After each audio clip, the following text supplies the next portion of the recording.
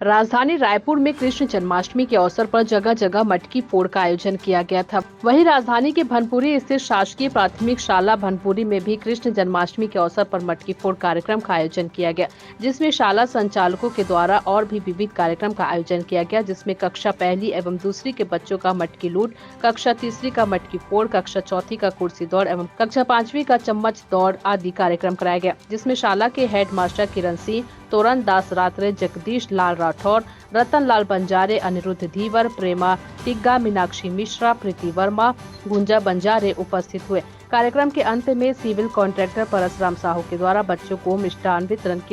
कराया गया। वहीं शासन के निर्देशानुसार बैकलेस डे के उपलक्ष्य में शासकीय प्राथमिक शाला भनपुरी में पीटी स्वच्छता पखवाड़ा के अंतर्गत हाथ धुलाई दिवस एवं सुरक्षित शनिवार, मुख्यमंत्री शाला सुरक्षा योजना के अंतर्गत बाल श्रम और बाल विवाह विषय पर बच्चों को टेलीविजन के माध्यम से जानकारी दिया गया, जिसमें शाला के हेडमास्टर एवं शाला के समस्त शिक्षकों ने अपना योगदान दिया।